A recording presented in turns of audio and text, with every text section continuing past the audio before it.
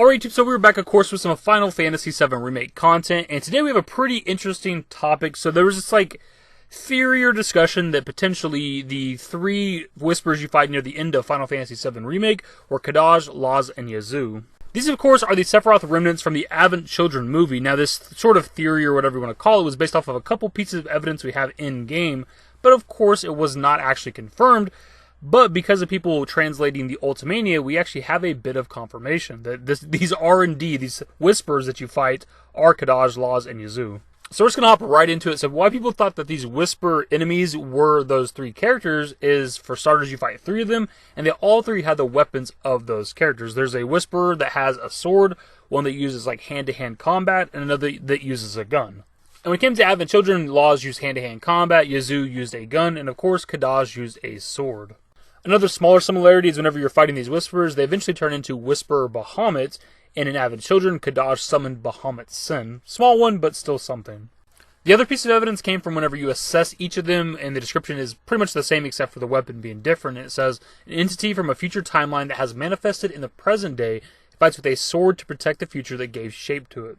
And obviously when it comes to Advent Children, that takes place in the future, about 2 years after the story of Final Fantasy VII, so that was another piece of evidence. You have these three characters with very similar weapons to Kadaj, Laz, and Yazoo, and also the description saying that they actually came from the future. And the last good piece of evidence was the Yellow Whisperer Crocio, whatever it is.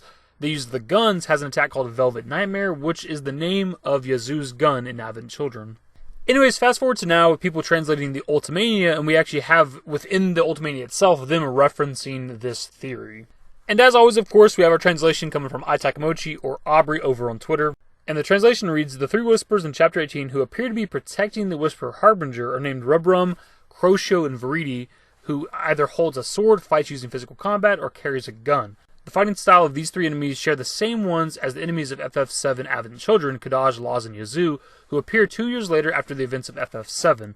The Whisperer Crocio also has a move called Velvet Nightmare, which is the name of Yazoo's gun in the movie. If you use assess on either of the Whispers, the description shows that it is an entity that has been pulled from the future destiny to the present. It draws its weapon to protect the future where it comes into being. So the fact that the official Ultimania for FF7 Remake even draws this connection between these characters, these Whisper enemies and Kadaj, Laz, and Yazoo, outright confirms that this theory is true, right? Why else would they even put this in the book? In sort of the earlier days of the game, some people were thinking that these Whisper enemies were the future Fates or something of Tifa, Barret, and Cloud, because again, similar weapons, hand-to-hand combat, gun, and sword, which I think actually makes a lot of sense, but now that we have all the evidence that we do, I think it's more so the Advent Children characters, 100%. I think if it had anything to do with those three main characters, the Ultimania would have mentioned it, but to the best of my knowledge, it doesn't. But I like the idea of this, man. I like how they're incorporating things from the extended universe. They're not outright saying, in-game, this is Kadaj, this is Laz, this is Yazoo, but if you look into it, you can kind of tell that it is. You can find that out if you research it yourself. And they're essentially coming from the future to protect the past, because if the timeline changes in the past, they may never come to be in the future. I think it's very interesting, man. I'm a big fan of Advent Children, so I absolutely love this connection, but there's a part of me that wishes it was a little more on the nose in-game, as opposed to fighting these ancient, time-traveling, celestial beings. I think it'd been cooler if we just straight up fought Kadaj, Laz, and Yazoo. Because seeing these three enemies, they look cool, I'll give you that, but we don't have any connection to them, right? They look like generic, in-the-game Final Fantasy enemies, but if we actually, loaded into this area with a Whisper Harbinger, and seeing these three, we'd instantly know who and what they were, right? I think that'd have been a little bit cooler, but that's just my thoughts. Either way, it's still a really badass connection to the extended universe of Final Fantasy VII, and it's a really hidden Easter egg that you gotta go out of your way to recognize. But as always, of course, I want to pass off to you guys. What are your thoughts on this? Did you even realize this when you're playing? Obviously, when I was playing the game, I realized one was using a sword, one was using a gun, and one was using, hand-to-hand combat. But it never even crossed my mind that was something that was connected to some other project for FF7. Either way, leave your thoughts and more in the comment section below. Hopefully you guys enjoyed the video. If you did, give it a thumbs up. Subscribe to the channel if you guys aren't new and want to stay updated with more Final Fantasy VII Remake content. Turn on my notifications.